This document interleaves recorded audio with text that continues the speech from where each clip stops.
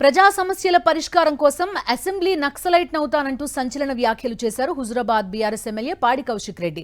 కాంగ్రెస్ గ్యారంటీలపై ప్రశ్నిస్తున్నానని తనపై కక్షగట్టారన్నారు. కడియం శ్రీహరిని ఏ పార్టీలో ఉన్నారు అని అడిగితే డైవర్షన్ పాలిటిక్స్ చేశారన్నారు. తనపై కావాలనే ఎథిక్స్ కమిటీ వేశారని మండిపడ్డారు.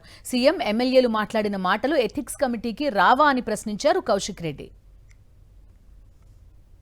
మైనింగ్ స్కామ్ చేసిండు పొంగులేటి శ్రీనివాసరెడ్డి గారు, దాంట్లో వాటాదారు ఉన్న రేవంత్ రెడ్డి గారు. దీని మీద విచారణ జరుపుర్రి, దీని మీద హౌస్ కమిటీ వేయమని మేము డిమాండ్ చేస్తుంటే కడియం శ్రీహరి గారిని లేపి మాట్లాడించినప్పుడు కడియం శ్రీహరి గారిని మేము అడిగింది ఏంటిది? నువ్వు ఏ పార్టీ నుంచి పోటీ చేసినావు, ఏ పార్టీ నుంచి గెలిచినావు, నువ్వు ముఖ్యమంత్రి రేవంత్ రెడ్డి గారి వెనుక నిలబడి ఇలా నువ్వు ఏం చేస్తున్నావు, ఎందుకు అడిగినావు అని మేము అడిగినాం. ఇలా ఎథిక్స్ కమిటీ నా పైన వేసిండ్రు. ఎథిక్స్ కమిటీ దేనికోసం వేసిర్రు? రేవంత్ రెడ్డి గారు కళ్ళు గుడ్లు బీకి గోటీలాడుతా అన్నదానికి ఎథిక్స్ కమిటీ రాదా? కొందరు ఎమ్మెల్యేలు కత్తులతో కోలాటమాడి మీ గడికి ఉరేస్తామన్నారు.